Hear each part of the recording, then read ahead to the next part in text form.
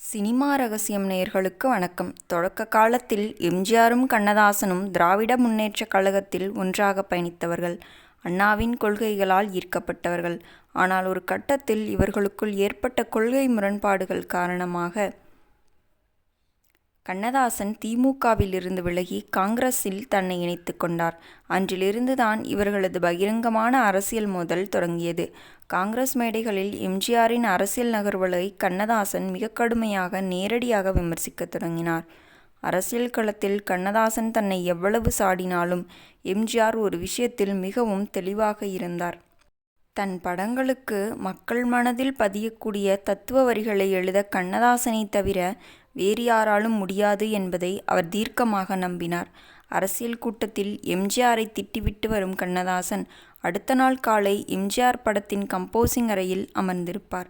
அங்கே எந்த ஒரு அரசியல் பகையும் இருக்காது. வாங்க கவிஞரே என்று எம்ஜிஆர் உபசரிக்க, கவியரசரும் சூழலை கேட்டுவிட்டு 3 எழுத்தில் என் மூச்சிருக்கும் என்பது போன்ற காவிய வரிகளை எழுதி கொடுப்பார். இருப்பினும் இவர்களது முரண்பாடு என்பது வெறும் மேடையோடு மற்றும் நின்றுவிடவில்லை. படப்பிடிப்பு தளங்களில் பாடல் வரிகளை தேர்வு செய்வதிலும் கூட பல முறை இருவருக்கும் இடையே கருத்து வேறுபாடுகள் வெடித்தன. எம்ஜிஆர் தனது படங்களில் தான் எப்போதும் வெல்பவன், மக்களுக்கு நல்வழி காட்டுபவன் என்ற பிம்பத்தை மட்டுமே விரும்பினார். ஆனால் கண்ணதாசனோ வாழ்க்கையின் யதார்த்த நிலையை, சில நேரங்களில் தோல்விகளை, மனித பலவீனங்களை எழுத விரும்புவார். அப்படி ஒரு வரியை கண்ணதாசன் எழுதும்போது, இது என் ரசிகர்களுக்கு தவறான செய்தியை கொண்டு சென்றுவிடும், வரியை மாற்றுங்கள் என்று எம்ஜிஆர் பிடிவாதம் பிடிப்பார். பல நேரங்களில் கவியரசர் கோபித்து கொண்டு கம்போசிங்கை விட்டே வெளியே சென்று விடுவார். இத்தனை முரண்பாடுகள் பல தருணங்களில் ஏற்பட்டு கருத்து வேறுபாடுகள் இருந்தும் இவர்கள் இருவருமே ஒருவருக்கொருவர் இருந்த திறமையை மதிக்கத் தவறியதில்லை.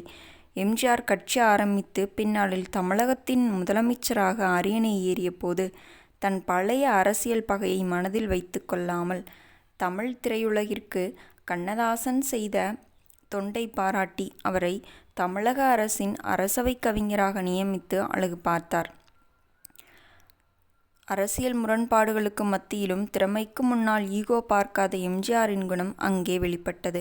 கண்ணதாசன் அவர்கள் அமெரிக்காவில் தீவிர மருத்துவ சிகிச்சையில் இருந்தபோது முதலமைச்சர் நாற்காலியில் இருந்து கொண்டு அவரது உடல்நிலையை தொடர்ந்து கண்காணித்து தேவையான உதவிகளை செய்ய உத்தரவிட்டார் எம்ஜிஆர். கவியரசர் காலமான செய்தியை கேட்டபோது, என் படங்களில் பாடி எனக்கு புகழாரம் சூட்டிய என் கவிஞன் போய்விட்டான் என்று எம்ஜிஆர் உருகியது இவர்கள் இருவருக்குள்ளும் இருந்த அந்த விசித்திரமான முரண்பாடுகள் நிறைந்த உன்னத நட்பிற்கு சான்றாக அமைந்தன. மீண்டும் நாளை சந்திப்போம். நமது சேனலை சப்ஸ்கிரைப் செய்து கொள்ளுங்கள். நன்றி, வணக்கம்.